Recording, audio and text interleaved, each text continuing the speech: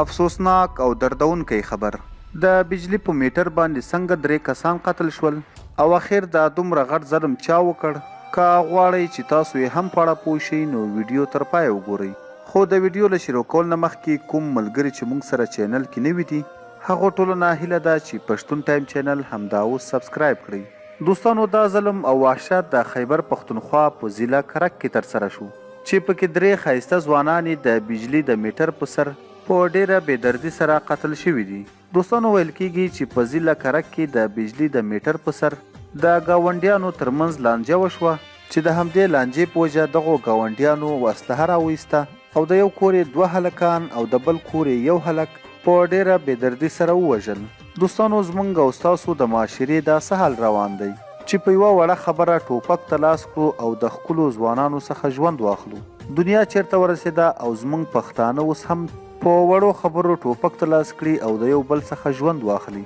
په راپور کې ویل کېږي چې د بجلی د میټر په وجه 2 ډلې خپلو کې وران شول چې په دې دوران کې دواړو ډلو اسلحه راوړه او یو بل یې سره وویشتل چې په نتیجه کې یې 15 کسان زخمیان شول او دغه 3 ځوانان چې 2 کسان یې د یوې ډلې څخه او یو کس یې د بلې ډلې څخه ووژل شول د افسوس خبره خدا ده چې دغو وژل شوو کسانو کې به د چا میندې وي او یا به هم د چا ښځه او ماشومان وي الله تعالی دې د وژل شویو کسانو کورنیو او خپلوانو ته د زړه صبر ورکړي او مړو ته د الله تعالی څخه جنت الفردوس غواړم دوستانو دا یو ډیر افسوسناک او دردونکی خبر چې زموږ په پښتنه خاوره ضلع کرک کې د 3 ځوانانو